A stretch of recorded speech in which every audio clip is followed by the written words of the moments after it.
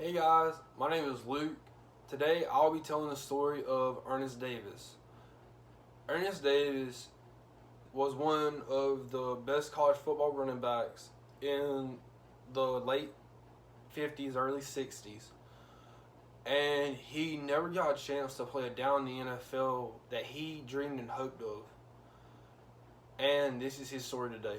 Ernie Davis was born to a single mother in Selma, Pennsylvania on December 4th, 1939, and he lost his father earlier that year in a car accident. And he went to live with his grandparents at the age of 14 months old. And he found his love for football whenever he played with his grandfather and his grandfather's brothers and a couple of his uncles. And at the age of 6, his mother came back to get him with his stepdad. And this transition was very tough for Ernie to make. But him having football made everything easier. Ernie Davis played high school football at El Morado Free Academy and was named 3-time All-Conference player from sophomore to senior year in high school. And he had 30 different universities looking at him for their football program by the end of his senior year.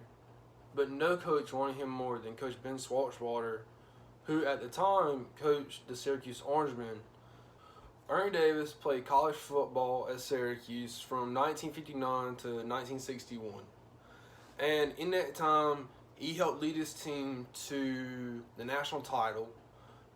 And he also won the Heisman.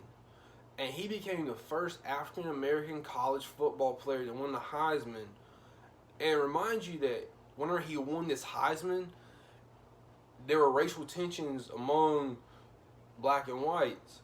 So for him to do that, he was really a piece of history that African American kids could look up to and say, I can do that too, since he did it.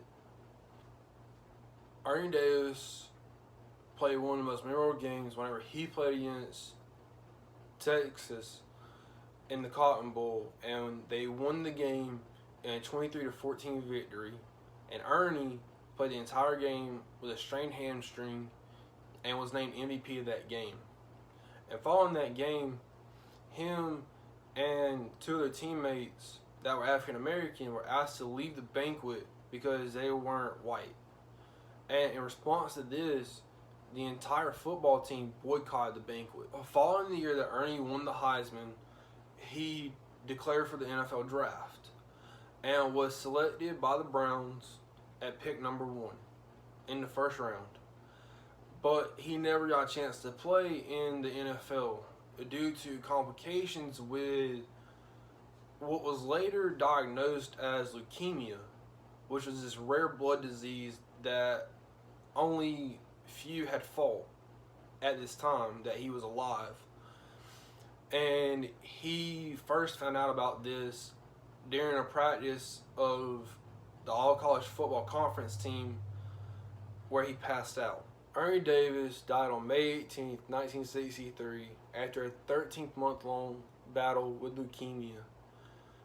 And this story tears me up, to be honest, because it's the story of how one of the best college football running backs who accomplished so much at the time didn't get a chance to play a single down in the NFL.